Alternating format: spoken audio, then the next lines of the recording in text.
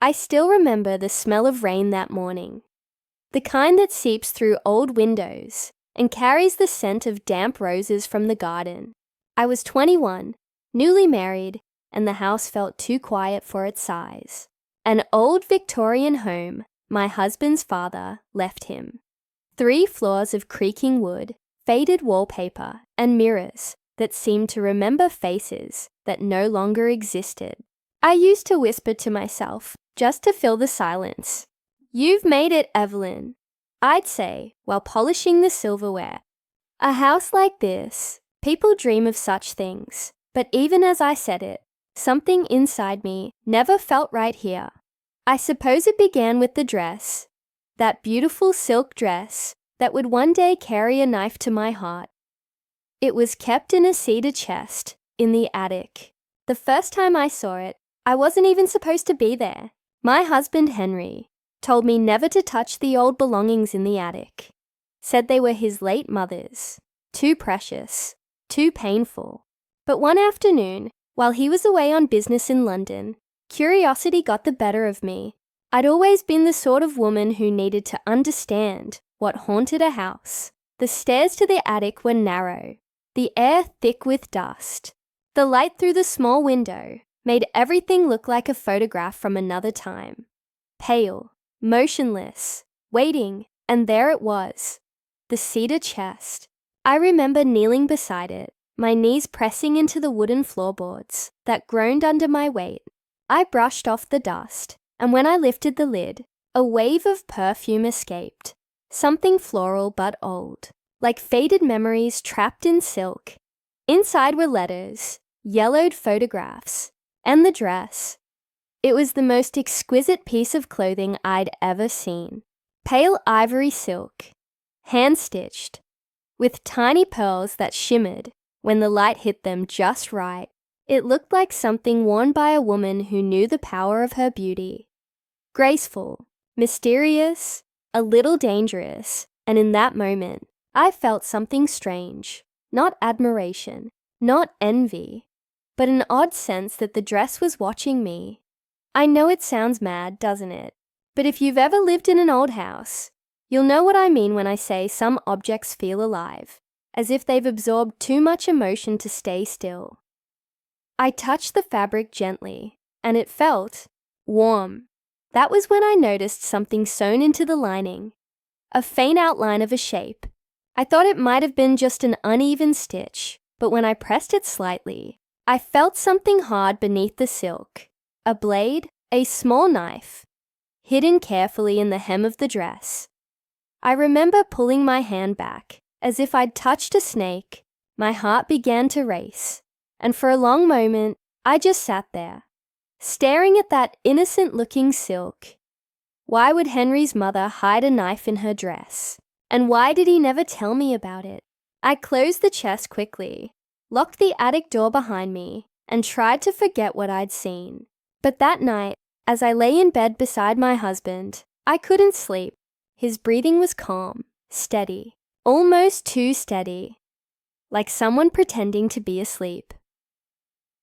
The moonlight through the window stretched across the floor, and I swear for a moment, I saw a shadow move across the wall.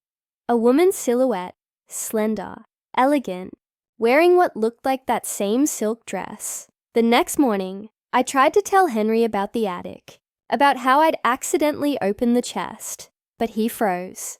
His face turned pale, his voice cold. "You had no right," he said sharply. "You shouldn't have gone up there, ever." He never raised his voice before that day. That's when I knew there was something in that house, or in him, that I wasn't supposed to uncover. If you're listening right now, my dear viewer, don't forget to subscribe, because this story, it only begins here. And if you've ever loved someone who kept secrets that clawed their way into your life, then you'll understand what I felt that night. Tell me in the comments where you're watching from. I'd love to know who's sitting out there, hearing my confession. The following week, I began hearing whispers in the house.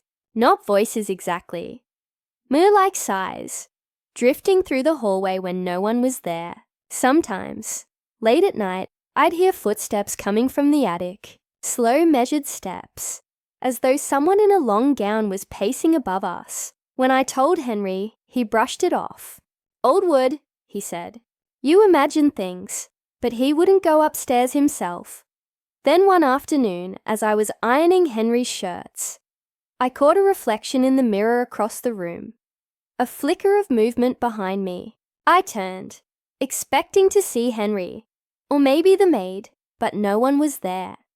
Only the faint scent of that old perfume, the same scent from the cedar chest. That night, I dreamt of a woman standing at the foot of my bed. She was wearing the silk dress, her face hidden by a lace veil. I couldn't see her eyes, but I felt them on me. She reached for my hand and whispered something I couldn't understand. When I woke, my hand was freezing cold, as if someone had truly touched it. I didn't tell Henry about the dream.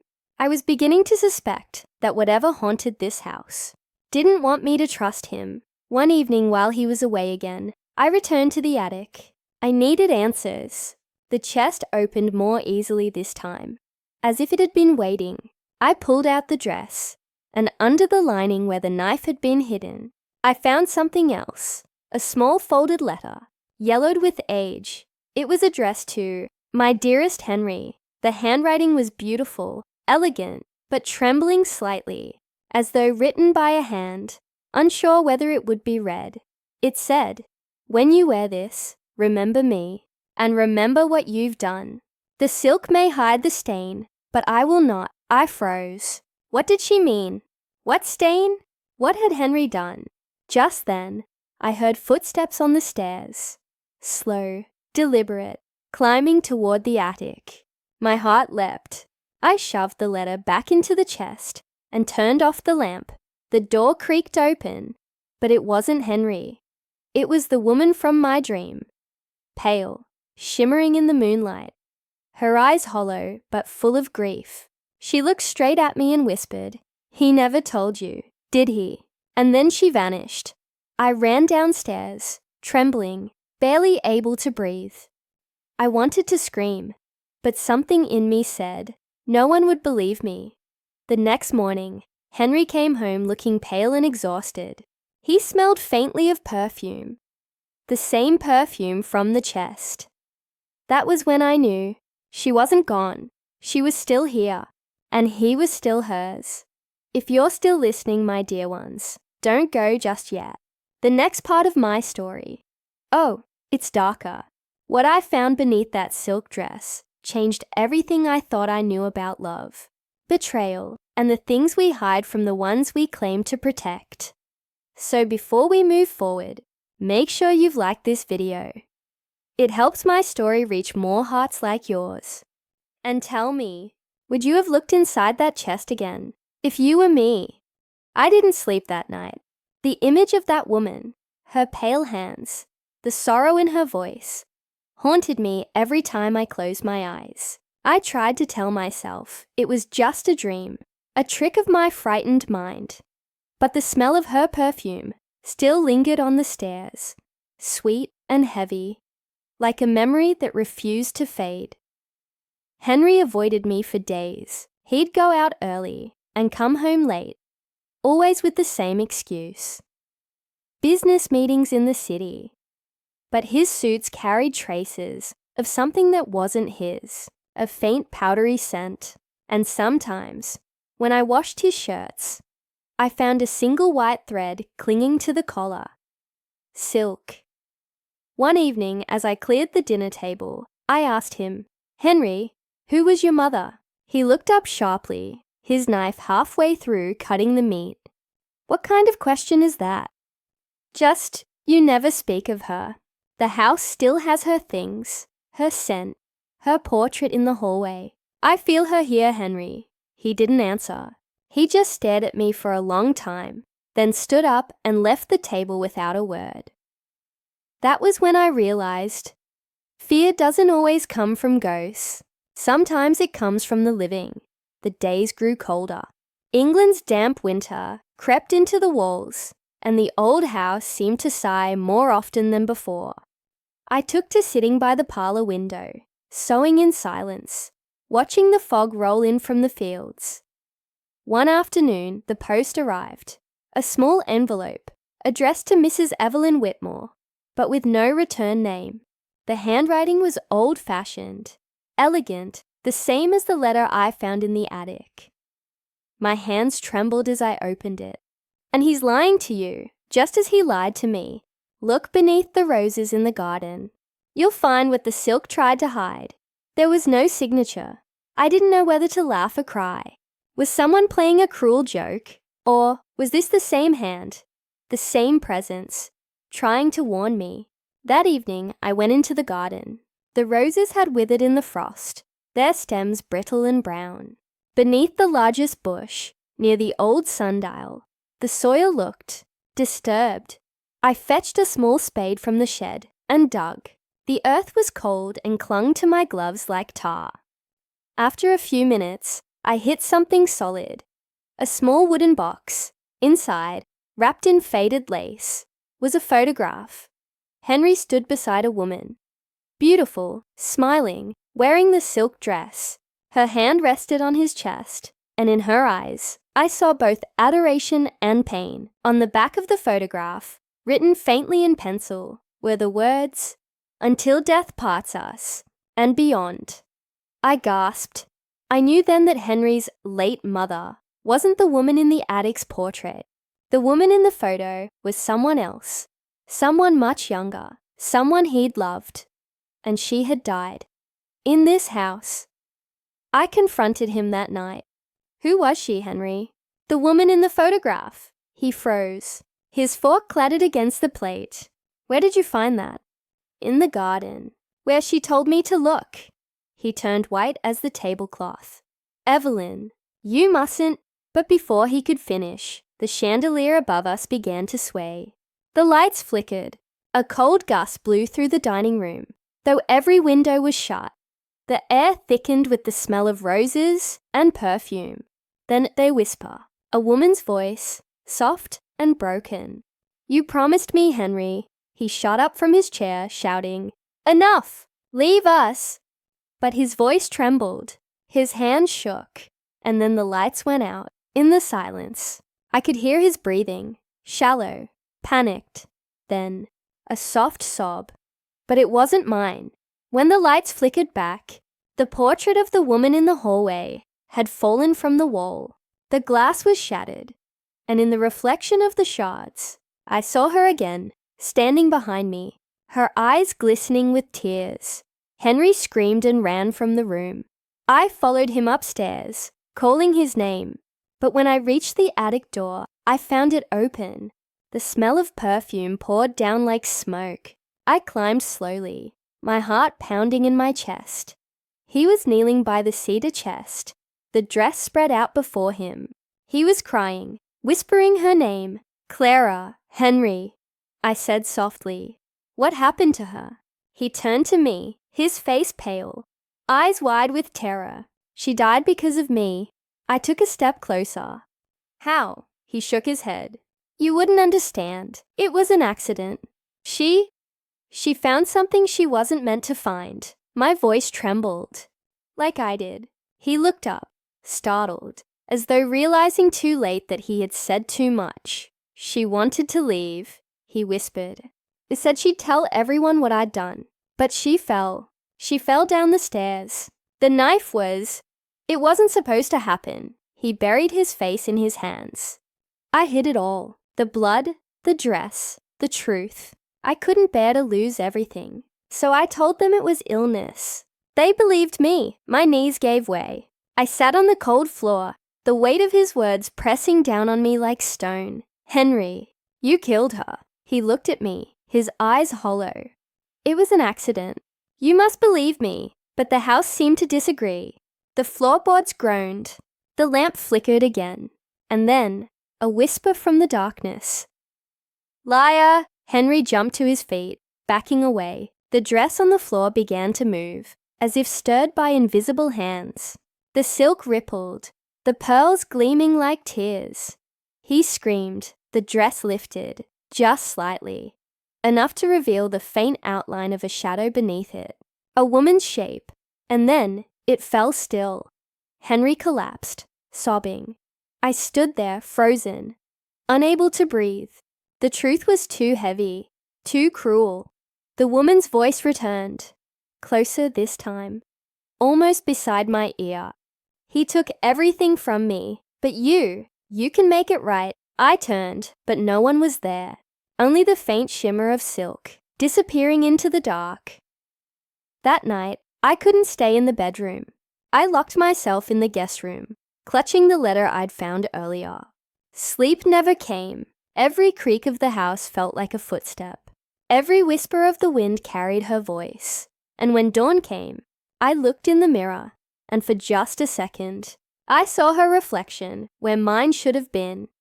If you've ever felt that chill down your spine, that moment when you know you're not alone, tell me in the comments.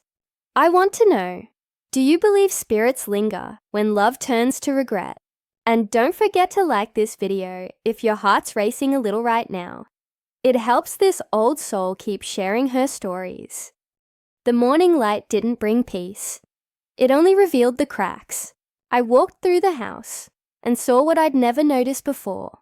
The faint stains on the stairway carpet, the uneven boards where someone had tried to scrub away a sin, and the mirror at the end of the hall that no longer reflected my face quite right.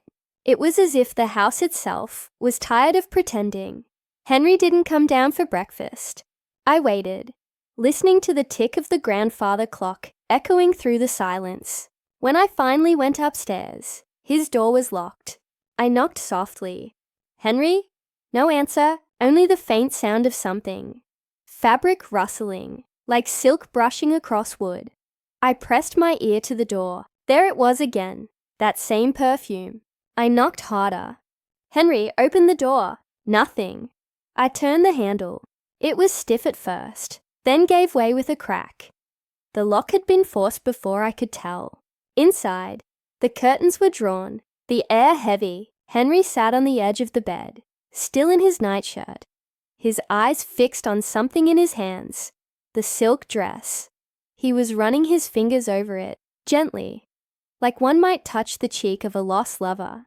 His face was gaunt, hollow, his lips moving silently. Henry, I whispered. He looked up slowly, and for a terrifying moment, I didn't recognize him. His eyes were wide, unfocused, haunted. She's not gone, he said softly. She won't forgive me. Henry, please. You need rest. He shook his head violently. No, you don't understand. She's here, Evelyn. Every night she stands at the foot of the bed. She says she'll take me with her. I stepped closer, trying to take the dress from him, but he pulled back sharply. Don't touch it, he snapped. You'll anger her. Something in his voice made me step away. He clutched the dress tighter, his knuckles white. She said you remind her of herself, he muttered. Same voice, same kindness. That's why she chose you. I didn't know what he meant, but fear twisted in my stomach. I left the room quietly, closing the door behind me. That evening, I decided to go back to the attic one last time. I couldn't live with unanswered questions. If Clara wanted something from me, if her spirit was trapped here, then I needed to know what she was trying to say. The attic was colder than before. I lit a candle and approached the cedar chest. The lid creaked as I opened it, and a wave of cold air rushed out. Inside, the dress was gone. Instead, there was something else. A small journal, bound in worn leather. I opened it carefully. The first page was dated March 3rd, 1949. The handwriting was Clara's. He says he loves me, but sometimes, when he drinks, he becomes someone else. He hides things, papers, money. I found a letter today, addressed to another woman. He said it meant nothing, but I don't believe him. I turned the page. I think he's planning something. He's been distant. Last night, I found a knife under our bed. He said it was for protection, but I felt the fear in his voice. Another page. Her last entry. If I disappear, it won't be by choice. The silk dress will know the truth. I stitched it there. The proof he can't destroy. My blood may dry, But the truth won't fade. My hand shook as I closed the book. I understood now. She hadn't fallen. She'd been silenced. And somewhere within that dress was proof of it. But where was it now? I went back downstairs. The air felt wrong, charged. The whole house seemed to pulse with something unseen. I could hear faint music from the parlor. The old gramophone turning on by itself, playing a slow waltz. I followed the sound, my candle flickering. Henry was there, standing in the middle of the room, the silk dress draped across his arms. He was dancing with it, slowly, tenderly, whispering her name. "Henry," I said softly, "please stop." He turned to me, smiling, his eyes glistening with tears. "She forgives me now, don't you see? We're together again." The dress moved. I swear on my soul, it moved. As if an invisible woman was inside it, swaying to the music. I stumbled back, my candle falling, the flame sputtering out. In the dim glow from the window, I saw the dress lift higher, the fabric swirling, the pearls glinting like eyes. And then, a voice, soft, sad. "You promised me forever." Henry dropped to his knees. I did, Clara." The air turned icy. I could see my breath. Then the dress fell, limp, across the floor. Henry collapsed beside it, clutching his chest. His body convulsed once, then went still. I screamed his name, shaking him, but he didn't move. His eyes were open, staring at the ceiling, at something I couldn't see. When I looked down, the knife was there, gleaming through the silk. The same blade she'd hidden, the same knife that had taken her life, now lay over his heart.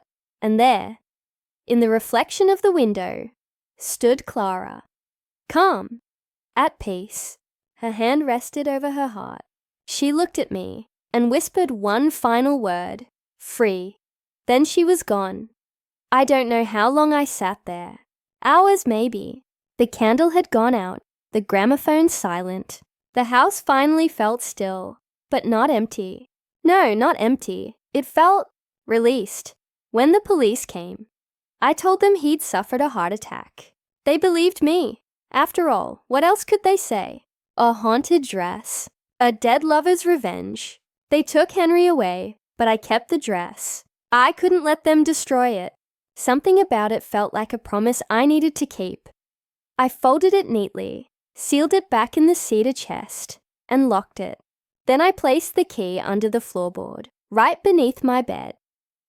Sometimes, on quiet nights, I still hear faint music. A waltz, distant and slow. I like to think it's them, dancing one last time. And though the house stands empty now, I still visit. I dust the furniture, water the roses, and sit by the window where I once sewed in silence. The air always smells faintly of perfume. Maybe it's just memory, or maybe love never really dies. It just finds new ways to linger. If you're still here, listening to my story, bless your heart. Tell me in the comments what part of this tale touched you the most.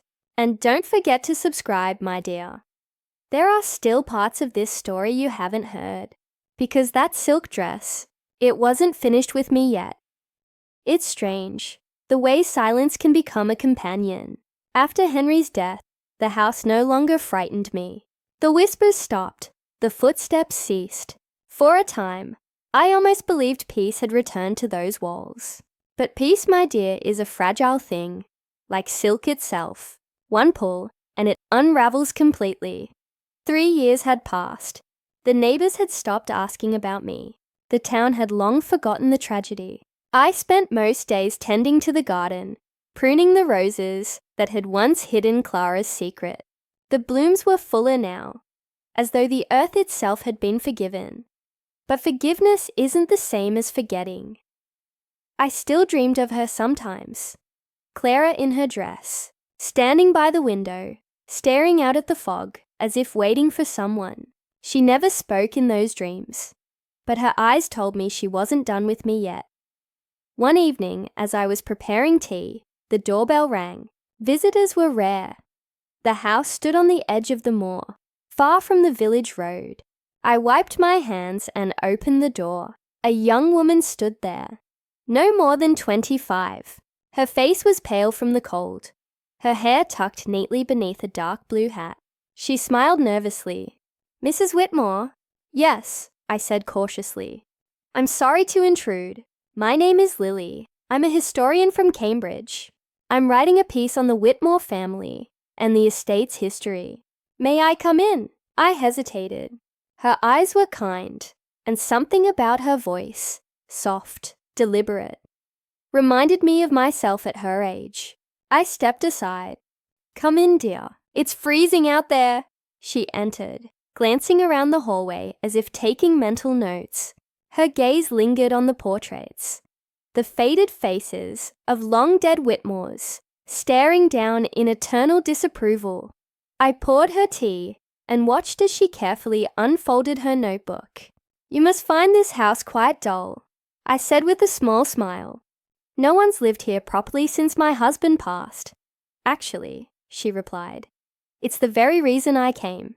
The local archives mention a tragic incident, your husband's sudden death. There were rumors about an earlier woman, a wife before you." My teacup froze midway to my lips. Rumors travel faster than truth, I'm afraid. She smiled politely, but her curiosity glinted beneath her manners. "May I ask, do you know anything about her?" "Clara Whitmore." Her name hit the air like a shiver. I set the cup down carefully. "Where did you hear that name?" "It was in a ledger at the parish office," she said. Her death was listed as accidental, a fall, but there were inconsistencies, dates that didn't match, and the burial record, it was incomplete. "No coffin listed," my breath caught. "No coffin." She nodded. "The record says, body not recovered." I felt the blood drain from my face. "That can't be right." She looked at me curiously. "You seem unsettled." I forced a smile. "It's just old history, dear. Sometimes the dead should stay at rest." But inside, my mind was screaming. No body recovered. Then who? What? Had I been speaking to all those nights? After Lily left that evening, the house felt colder. The wind moaned through the chimney, carrying the faintest trace of that old perfume. I tried to sleep, but my dreams returned. Clara standing by the roses, her dress torn, her lips moving soundlessly. When I woke, the floor beside my bed was damp, a small patch of earth and petals. I knew then that Lily's visit had stirred something. The next day, I went to the attic. I hadn't been up there since Henry's death. The cedar chest sat in the same place, untouched. Dust coated everything like a shroud. My hands trembled as I opened it. The dress was still there, folded neatly, though the silk had darkened with age. I reached out, and the air around me dropped in temperature. I could see my breath again. "Clara!" I whispered. Nothing. But then the candle flickered violently. A gust of wind, though the window was shut. And I heard it. A woman's voice, faint, distant. "She's mine." I stumbled back, nearly dropping the candle. The shadows in the corner seemed to move. Not fast, but slow, deliberate, as if someone were stepping closer. "Who?" I whispered. "Who's yours?" Silence. Then a whisper, right behind me. "Lily?" I turned. No one. The attic was empty, but the scent of perfume was overwhelming now. It clung to my clothes, my skin, my breath. I ran downstairs, shaking. That night, I couldn't help myself. I called Lily. "Miss, please don't come back to this house," I said, my voice trembling. "Why? Did I upset you?" she asked gently. "No, but there are things here best left alone." She laughed softly. "You sound like every ghost story I've ever heard, Mrs. Whitmore." I didn't laugh. "I'm serious. Some stories don't want to be told." But the next morning, she was at my door again. "I couldn't resist," she said with a grin. "I hope you don't mind." Mind? I wanted to scream. But something about her persistence, her warmth, reminded me of myself before fear ruled my life. So I let her in. She brought her camera and notes, wandering through each room, taking photographs. "This house has such character," she said, "almost like it's breathing." "Yes," I whispered. "It does that sometimes." When she reached the parlor, she stopped. "Oh, what a beautiful dress." My heart dropped. The silk dress was hanging by the window. I hadn't placed it there. "I thought it was locked away," I murmured. Lily walked toward it. "It's exquisite," she said, brushing her fingers across the fabric. "It feels warm." "Don't touch it," I said quickly. She turned, surprised.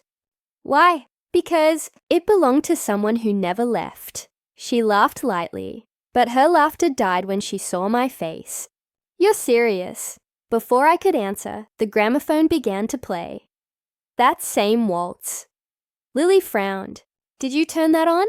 No, we both froze. The air grew heavy. The room dimmed. The dress began to sway, gently, as though caught in a breeze that wasn't there. "Mrs. Whitmore," Lily whispered. "What's happening?" "She's here," I said softly. "She doesn't like visitors." The lamp flickered. The perfume filled the air again. Lily backed away, clutching her notebook. "This is a trick," she said, though her voice trembled. "You're scaring me." "It's not me, dear," I whispered. "It's her." The gramophone needle scratched, the music warping, slowing. The dress lifted slightly, just as it had that night Henry died. The shadow of a woman's outline shimmered beneath the silk. Lily screamed and ran from the room. I followed, calling after her, but when I reached the hallway, she was gone. The front door stood wide open, the wind howling through it. Outside, the fog had thickened. I could barely see beyond the porch. "Lily!" I called. No answer, only the faint echo of a waltz. Coming from the garden, I wrapped my shawl tight and stepped into the cold. The roses swayed in the wind, though the air was still. Near the sundial, the very spot I dug years ago, I saw movement. The silk dress was there, floating, as if worn by invisible hands. And at its feet, Lily's notebook. I ran to it, my breath sharp and fast. The notebook was open to a blank page, but as I watched, words began to appear, written in the same elegant handwriting as before. "You brought her here. Now she stays." Oh, my dears, I can still feel the cold from that night. Tell me in the comments. What would you have done if you were me? Would you have burned that dress or kept it like I did? Don't forget to like this story if your heart's beating faster now, because in the next part, what the silk dress revealed would make even the ghosts weep. The fog never left that night. It lingered, thick, heavy, suffocating, like a shroud laid over the earth. I stood in the garden for what felt like hours, clutching Lily's notebook to my chest. The wind howled through the trees. The roses bowed low, and the dress was gone. I searched the grounds until dawn. No footprints, no sign of her car, only the faint mocking scent of Clara's perfume, weaving through the mist. By morning, my hands were raw from the cold. I returned to the house, every creak of the floorboards whispering her name. "Lily, Lily, Lily." I made tea, but I couldn't bring myself to drink it. The cup trembled in my hand as I opened the notebook again. The words written in that elegant, impossible script had changed. "You left me in the earth. Now she knows." I slammed the book shut, heart pounding. My reflection in the window looks like a stranger, pale, hollow, and frightened. I knew what I had to do. I went to the shed, took the same shovel I had buried the past with, and walked to the sundial. The ground there had always been softer, as if the soil itself remembered. With every strike of the spade, the earth moaned. The scent of decay rose thick and sweet. My arms ached, but I kept digging. Deeper, harder, until the metal hit wood.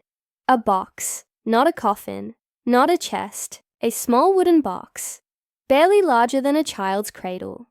I knelt beside it, breath shaking, and pried it open.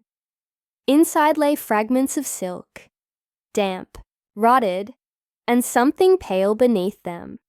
Bone. My heart seized. It was her, Clara, or what was left of her. But there was something else. A photograph, water-damaged and faded. It was of Henry, holding a baby wrapped in the same silk. A baby I had never seen. My vision blurred. I turned the photo over. On the back, in Henry's hand, were the words, "For Evelyn." She'll never know. I fell to my knees. The truth hit me like ice. Clara had been pregnant, and Henry had buried her secret with her. I screamed until my throat went raw. The wind rose suddenly, tearing through the garden, scattering petals and soil into the air, and in the whirlwind of roses and dust, I saw her, Clara, standing at the edge of the fog, her dress whole again, her eyes blazing. "Why?" I cried. "Why come back now? I didn't kill you." She stepped closer, her voice soft and venomous. "But you kept his secret. You let him rest, while I rotted beneath your roses. I didn't know." "Liar!" Her voice shook the air. "You felt it. Every time you looked at him, you felt the truth beneath your feet. The silk fluttered like wings, and for a moment I saw her face, not cruel, not vengeful, but broken. A woman wronged, abandoned, forgotten. I loved him too," I whispered. Her gaze softened, just slightly. "Then you'll understand." "Understand what?" She looked toward the house. "The debt must be repaid. Every secret demands a soul." Before I could speak, she vanished, and the waltz began again, faint, drifting from the parlor. I ran inside. The music was louder now, spinning through the halls like a heartbeat. The gramophone turned on its own, and beside it, standing perfectly still, was Lily. Her face was pale, her eyes empty, her hands at her sides. "Lily," I whispered. She turned slowly. "Mrs. Whitmore," she said, her voice hollow, layered with another, Clara's. "Thank you for keeping my story alive." I stumbled back. "Clara, please, let her go. She wanted to find me." The voice echoed through her. "Now she has." The silk dress materialized behind her, floating, its sleeves reaching toward her like gentle arms. It wrapped around Lily's body, the fabric shimmering as though alive. "No!" I cried. "You can't take her." The house trembled. The lights flickered. Lily's mouth opened, but it was Clara's scream that filled the air. Years of pain, betrayal, and love twisted into one haunting cry. I lunged forward, grabbing the hem of the dress. The silk burned my skin, but I held on. "Take me instead," I shouted. "Let her go. It was never her fault." The waltz stopped. The silence that followed was deafening. Then a whisper, faint as breath. "Would you trade peace for truth?" "Yes," I sobbed. "Yes, anything." The air exploded with light. I fell backward, my ears ringing. When I opened my eyes, Lily was on the floor, gasping, free. The dress lay in a heap beside her, lifeless. But my hands were bleeding. The silk had fused to my skin. Lily stirred, her eyes fluttering open. "What happened?" She whispered. "Nothing, dear," I said softly, brushing her hair back. "You found your story." She looked around in confusion. I saw something. A woman." "Yes, she's gone now." I helped her to her feet. "You must leave this place, Lily. Promise me you'll never come back." She hesitated. "What about you?" I smiled faintly. "I'll stay. Someone has to keep her company." She left soon after, pale and trembling. As her car disappeared down the road, I turned back to the house. The music had stopped. The air was still. I went to the parlor and picked up the silk dress. It felt warm. Not cold, not cursed, just heavy, like it was finally tired. I placed it in the cedar chest and locked it. Then I sat by the fire, watching the flames dance in the reflection of the window. For the first time in years, I didn't feel alone. But when I looked down, the reflection in the glass wasn't mine. Clara smiled back at me. Months passed. The roses bloomed brighter than ever. People said the Whitmore estate looked alive again. Lily sent me a letter. She'd published her article, The Forgotten Bride of Whitmore Hall. She thanked me for my kindness, said the story had changed her life. I smiled when I read it, because it had changed mine too. At night, I still hear the faintest hum of a waltz, but it doesn't frighten me anymore. Sometimes, when the moonlight spills across the garden, I see her standing there.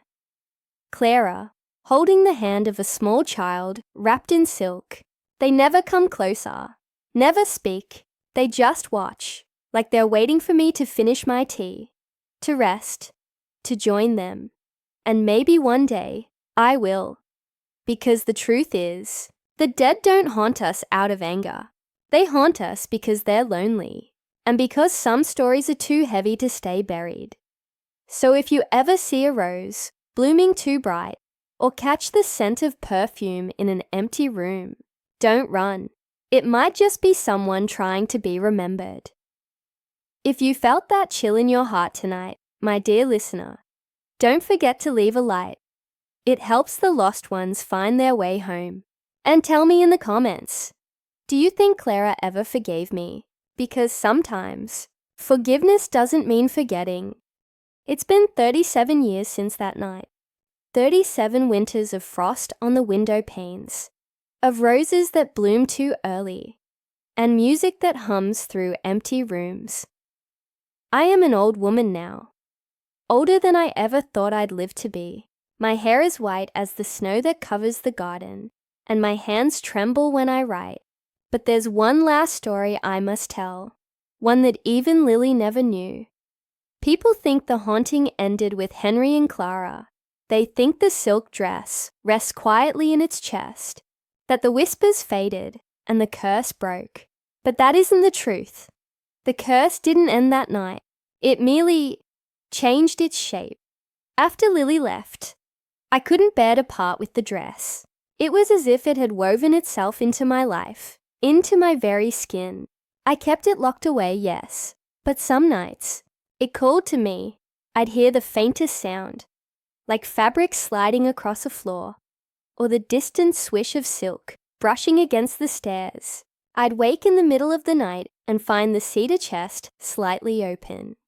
I'd close it, lock it, and tell myself it was nothing, that my mind was old and tired. But one morning, I woke to find the dress laid out on my bed, folded neatly, waiting, and beside it, a note. You promised me peace.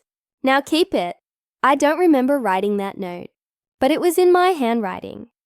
That was when I began to realize something I had feared for years, that perhaps Clara hadn't stayed behind to torment me. Perhaps she had stayed because she couldn't leave through me, her sorrow, her pain. All of it had settled into my heart like dust on forgotten shelves, and I carried it, every breath, every beat. The doctors said it was age, my fainting spells, the lapses of memory, the tremors in my hands. But I knew it wasn't that. I knew the dress was still alive, and somehow, it had chosen me. I wasn't frightened anymore. I was just tired. I began to sew again. It felt strange at first, after all those years avoiding the needle and thread, but my hands remembered. My eyes followed the stitches, as though guided by someone unseen. I began with scraps of linen, then lace, then fine white silk. It was almost identical to Clara's. I didn't know why I was making it. It was like my fingers moved on their own. One night, as the clock struck midnight, I pricked my finger on the needle. A drop of blood fell onto the fabric, bright, red, alive, and the dress shimmered. The air turned cold, the candles flickered, and from the corner of the room, I heard her voice, soft and close. Thank you, Evelyn. I froze. Clara, the mirror beside my bed, fogged, as though someone had breathed upon it. Then words began to appear, written in delicate curves. "It's time." The candle went out. For a moment I couldn't move. Then, with trembling hands, I picked up the new silk dress. It was warm, almost breathing. I held it close and whispered, "I've done all I can. What more do you want from me?" There was no answer, only the faint sound of music from far away. A familiar waltz, played too slowly, as though the record were running out of time. The next morning, I found myself sitting by the fire, still wearing the dress. I had no memory of putting it on. The chest was open, and the original dress, Clara's dress, was gone, vanished. In its place was Henry's photograph, the one that had been buried in the garden. I stared at his young, smiling face for a long time. For years I'd hated him for what he'd done, for the lies, for the silence.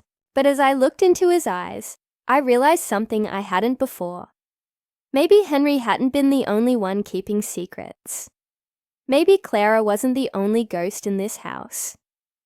You see, I knew Clara before Henry ever did. She wasn't a stranger to me. She was my sister. We shared everything once. Laughter, dreams, even dresses. But Henry was never meant for me. He loved her first. I was the one who introduced them, the one who stood beside her at the altar, the one who held her hand when she said she was with child. And when the night came that she disappeared, I was the one who found the blood on the stairs. I was the one who buried her beneath the roses. Not Henry, me, but not out of malice. No, out of love, because I couldn't bear what he'd done to her. She came to me that night, broken, terrified. She said he'd struck her, that she was going to leave. She asked me to help her pack, but when he returned, drunk and desperate, he grabbed her arm. She fell, hit her head. I'll never forget that sound, the silence that followed. He panicked. I told him to leave. "Go," I said, "and never speak of this again." He did. He ran into the night and never came back. And I buried her myself. I thought I could carry her secret. I thought love could cover the sin. But the ground never truly keeps what's not forgiven. That's why she haunted me. Not because of Henry, because of me. All these years, I've lived with her silence echoing inside me. Every whisper, every flicker of perfume. It was her reminding me that love built on lies will always rot, so I made the new dress for her. One unstained, one pure. I wanted to give her back what I stole, her peace. But now, as I look at it hanging by the window, I see something else. My reflection beside hers, and she's smiling. For the first time in my life, she's smiling. If you're still here, my dear listener, you've walked through my whole life with me. Do me a kindness. Whisper in the comments where you're listening from, so I know who kept me company tonight. And don't forget to leave a light before you go. Sometimes, the lost find their way home through your kindness, because after all, I still have one last part of my story to tell. The night I finished sewing the new silk dress, I couldn't sleep. The fire had long gone out, but the air in the room glowed faintly, as if lit from within by the moon. I sat in my old armchair, the same one where I had spent half my life, watching the shadows crawl across these walls. The house was quiet, but it wasn't empty. I could feel her, Clara, standing near the doorway, just beyond sight. I didn't turn around. I didn't need to. "I've made it for you," I whispered. My voice cracked. "Your own dress, pure, unstained." There was no reply, only the sound of slow, deliberate footsteps moving closer, soft, almost floating. Then, the scent, that faint, familiar perfume that had haunted this place for decades. It filled the room like breath from another world. I closed my eyes. "You can take it now," I said. "It's yours. I can't hold it anymore." The steps stopped behind me. For a moment, nothing, just stillness, like the pause between heartbeats. Then I felt her hand on my shoulder, light as silk, cold as truth.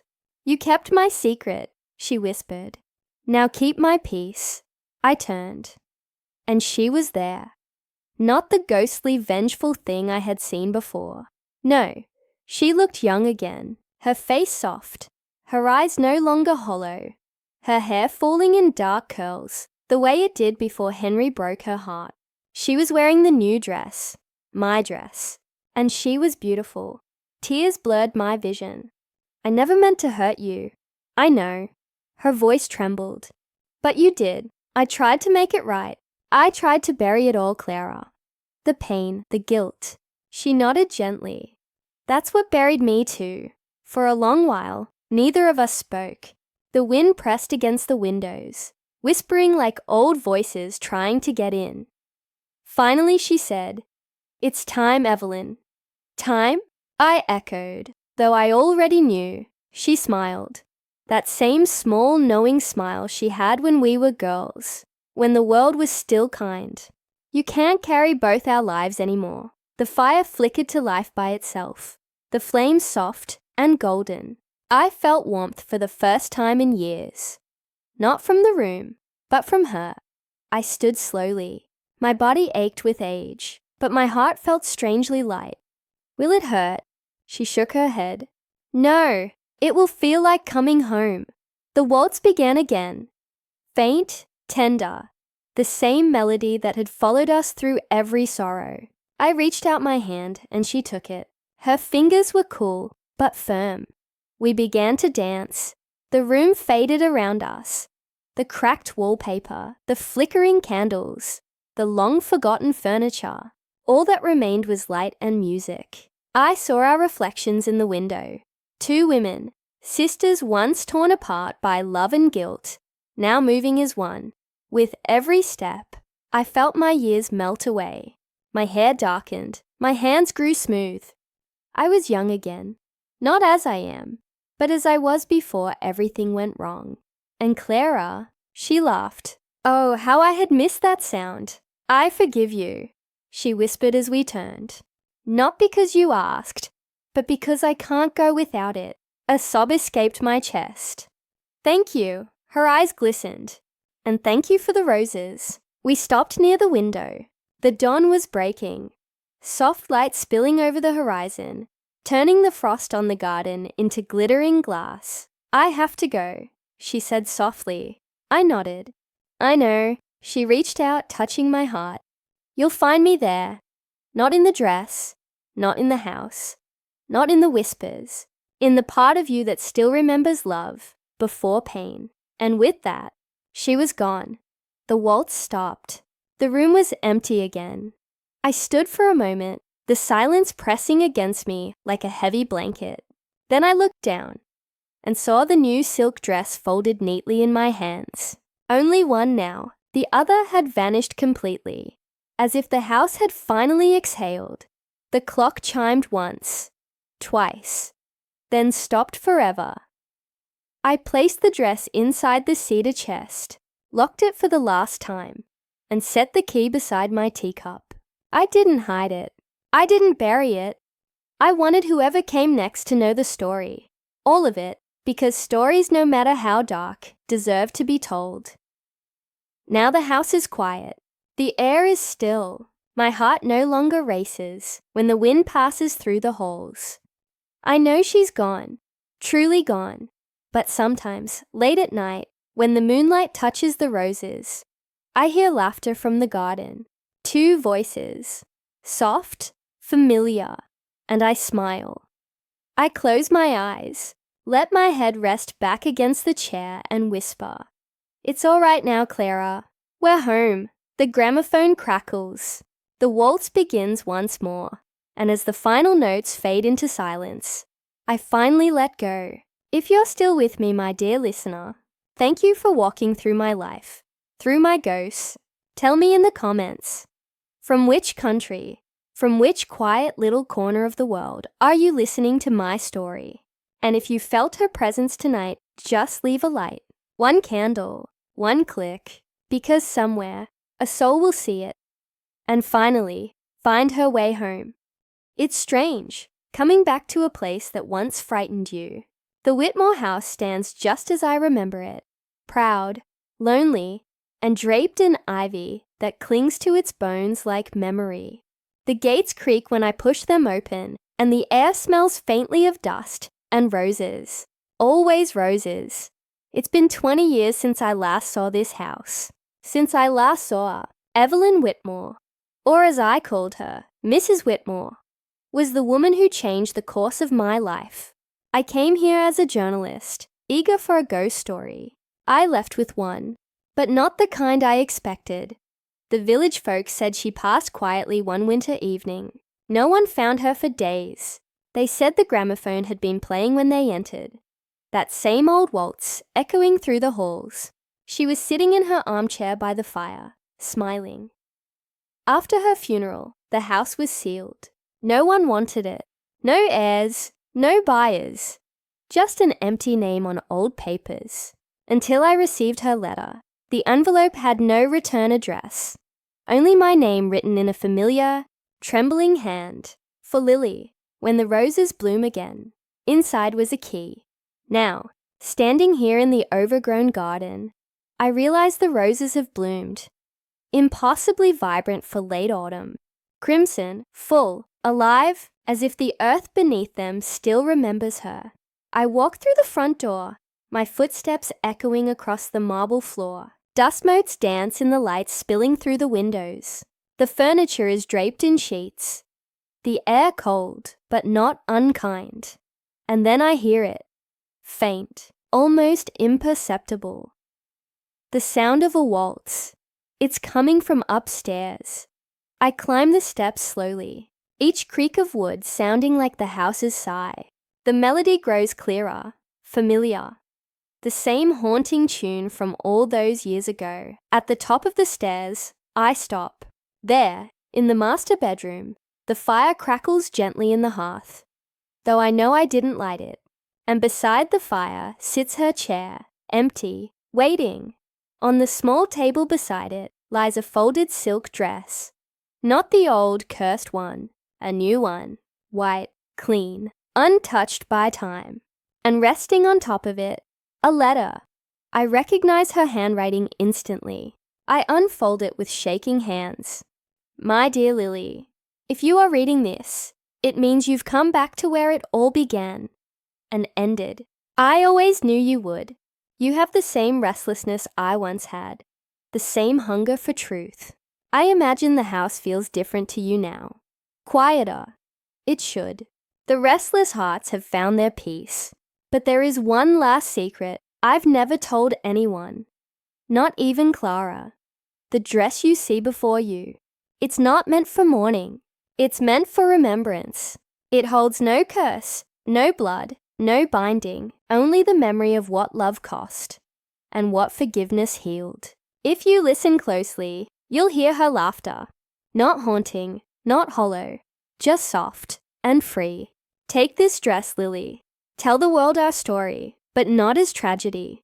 Tell it as proof that love, even broken, even buried, can still find its way back to grace. My vision blurs with tears. I hold the letter to my chest, trembling.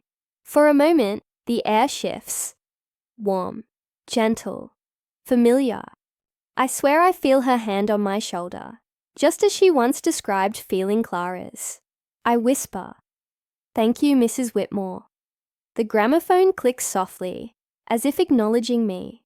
The waltz begins again, slow and sweet, no longer sorrowful. I move through the house, touching the walls, tracing the grooves where time has bitten deep. Everything feels alive. The creaking floors, the flickering light, the scent of roses. When I reach the garden, the sun is setting. The sky glows with that same soft gold that used to bathe her sewing room in the evenings. I lay the letter down by the sundial, next to the blooms that guard the earth beneath, and that's when I see them. Two figures, faint in the fading light, women in white, hand in hand, walking slowly through the rows of roses. They don't look back. They don't need to. I know who they are. I stand there until the mist swallows them whole. And when I finally turn to leave, The house behind me feels lighter, freer, as though it has finally exhaled after a lifetime of holding its breath. If you've listened till the end, then maybe you felt it too. That gentle pull between love and forgiveness. Tell me in the comments where you're listening from. And light a candle by pressing the like button. Not for the ghosts, but for the stories we carry in our hearts. Because sometimes, the most haunted places aren't houses. They're the memories we never let go of. It's been 3 years since that day at Whitmore House. I still remember the way the roses smelled, like rain and firewood, like endings and beginnings all at once. I published the story just as she asked. I called it The Silk Dress That Carried a Knife to My Heart. People thought it was just a haunting tale, a mystery from the old English countryside. They whispered about curses, betrayal, and the phantom women who roamed the gardens in moonlight. But those who read it closely, they felt something deeper. They wrote to me, hundreds of letters, from across the world. They said the story didn't just frighten them, it healed them. Widows who'd lost husbands, daughters estranged from mothers, lovers separated by time, distance, pride. They said the story made them believe that forgiveness still mattered, even when it came too late to say aloud. The newspapers called it England's most beautiful ghost story. But I knew better. It wasn't about ghosts. It was about love refusing to die quietly. Sometimes, late at night, I still hear that melody. The waltz Evelyn loved. It plays faintly from nowhere in particular. I'll be working at my desk, the house silent, and then, there it is. Soft, distant, familiar. The first few times, it frightened me. Now it comforts me, because I know she's not haunting me. She's thanking me. I visited Whitmore House again last spring. The government had turned it into a heritage site. The House of the Silken Heart, they called it. Tourists walk through with guided maps, their eyes wide at the stories whispered through the halls. I watched from a distance, as a little girl tugged her mother's hand and asked, "Mummy, do you think the lady in white is still here?" The mother smiled softly. "If she is, darling, she's happy now." The tour guide spoke about Evelyn Whitmore, a woman of grace, mystery, and sorrow. He mentioned Clara too, her companion in life and in death. They spoke of the dress, the music, the tragic love that once filled those walls. But they didn't know the truth. Not really. They didn't know about the letter she left me, the forgiveness that stitched her soul back together in the end. They didn't know that sometimes, at dusk, two shadows still cross the garden. Hand in hand, their laughter caught in the wind. I didn't correct them. Some stories are more beautiful when they remain a little mysterious. As I walked through the rooms, the gramophone stood there, polished, repaired, still working. A volunteer asked if I'd like to hear a tune. I nodded. The record began to spin, and the waltz filled the room once more. I closed my eyes, and for a brief, trembling heartbeat, I could almost see her again. Evelyn, standing in the doorway in her white silk dress, smiling that small, knowing smile. She didn't look sad anymore. She looked peaceful, like someone who had finally found the home she'd been building her whole life. Not made of walls, but of forgiveness. When I opened my eyes, the chair by the fire was empty, as it should be, but the air shimmered with warmth, like sunlight trapped in glass. Before I left, I placed a single white rose on the mantel and whispered, "Your story lives, Evelyn. You're free now." And as I turned away, I felt the faintest brush of silk against my hand.